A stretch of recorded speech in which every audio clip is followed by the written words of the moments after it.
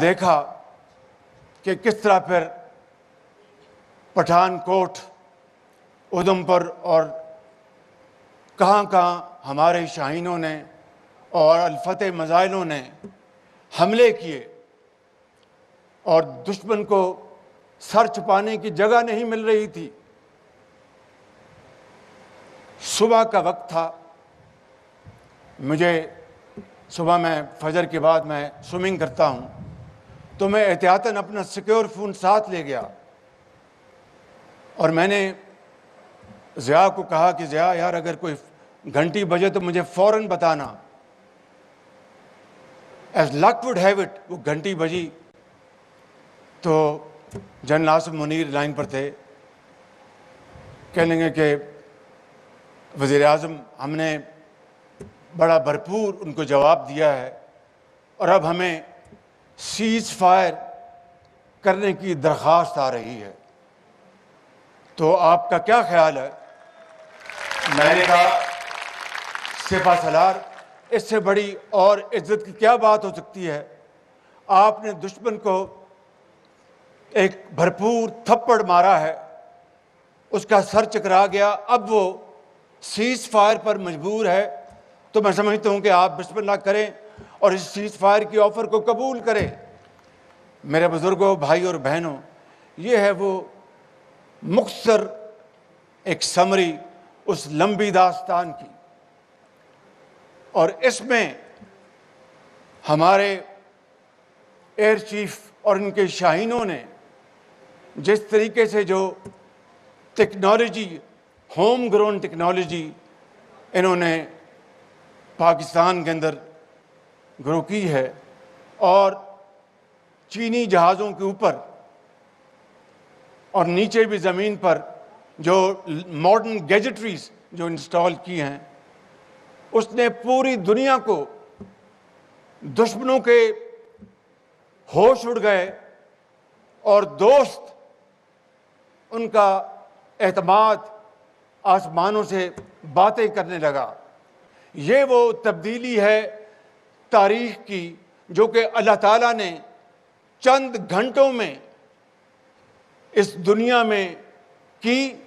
امریکہ سے لے کر جاپان تک، جنوبی ایشیا، مڈل ایسٹ، یورپ، ہر جگہ آج یہ بات ہو رہی ہے کہ پاکستان کی افواج نے کس طریقے سے خاموشی سے یہ کیپیبلٹی انہوں نے اچیو کی، اور ہندوستان جو کوڈ کا ممبر ہے اور دنیا کو یہ دن رات باور کرا رہا تھا کہ میری جو اکانومی ہے وہ کھربوں ڈالر میں ہے، میرا جو اسلحہ ساز و سامان جو ہے اس کے اوپر کئی سو ارب ڈالر میں نے پانی کی طرح خرچ کیے ہیں، پاکستان کوئی حیثیت نہیں رکھتا، مجھے آپ اس خطے کا بادشاہ تسلیم کریں۔ میرے عظیم بزرگوں، بھائی اور بہنوں، اللہ تعالیٰ کو کچھ اور منظور تھا۔ اس خدا کو منظور یہ تھا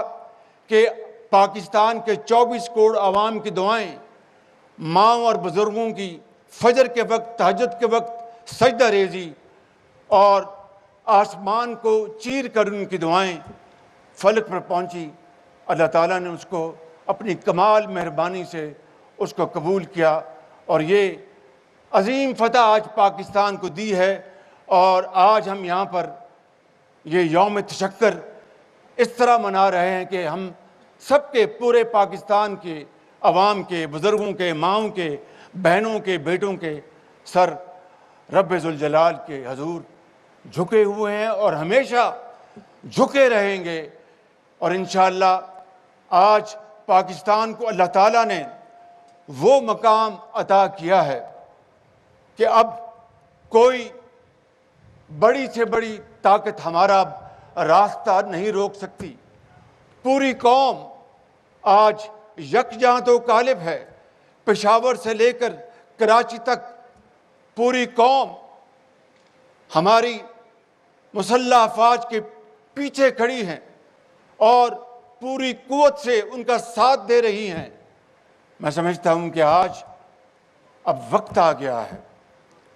آج وقت آ گیا ہے کہ ہم اب اس سفر کا آغاز کر دیں جس کے لیے پاکستان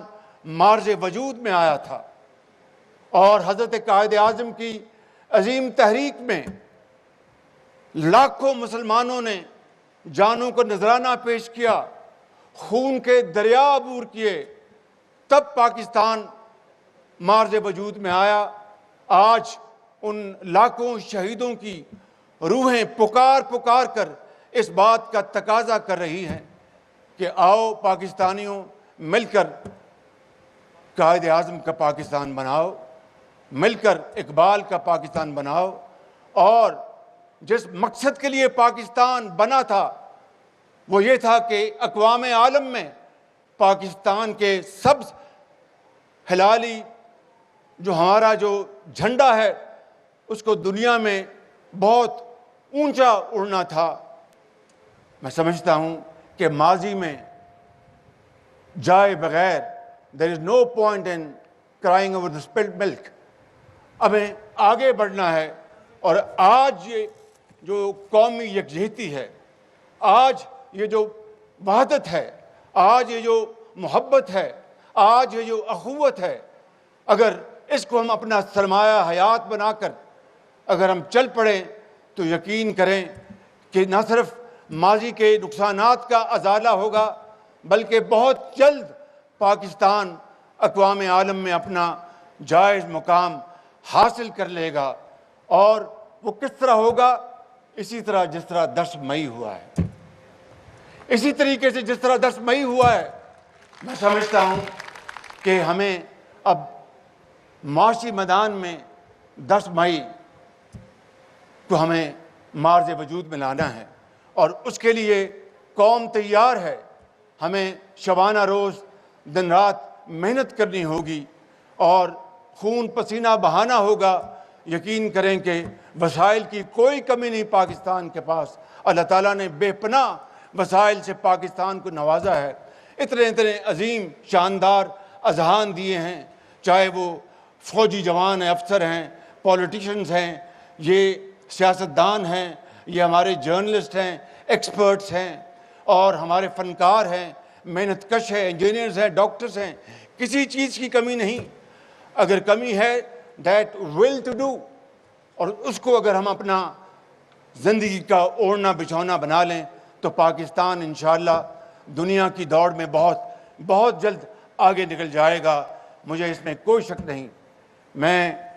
آخر میں ایک مرتبہ پھر 2-3 باتیں عرض کر کے میں اجازت چاہوں گا۔ پہلی بات تو یہ ہے کہ I would like to thank all our diplomats sitting here and those who are not here, who have been very supportive of Pakistan's firm, fair and just stand that this baseless propaganda and allegation against Pakistan by India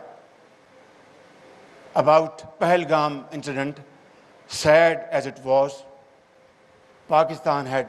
nothing to do with that. And I'm extremely grateful to all those friendly countries who have been very helpful in promoting peace, ceasefire in this part of the world, and promoting all arguments, valid points for de-escalation. In that, I would like to once again particularly thank our brotherly countries in the Gulf countries like Saudi Arabia, UAE, Qatar, Kuwait, our brotherly country, neighborly country, Iran, our brotherly country, Turkey, our friendly country, China, and other countries. Please don't mind. I would like to extend my apologies if I don't mention other countries like Britain and other countries. But above all, I would like to mention and thank President Trump for his very brave leadership and his vision that peace must be restored in South Asia sooner rather than later. And as a result, his path-breaking and strategic leadership, I think, did the trick and averted a very lethal looming war in this part of the world. And if, God forbid, if we had reached that flashing point in a region where 1.6 billion people live,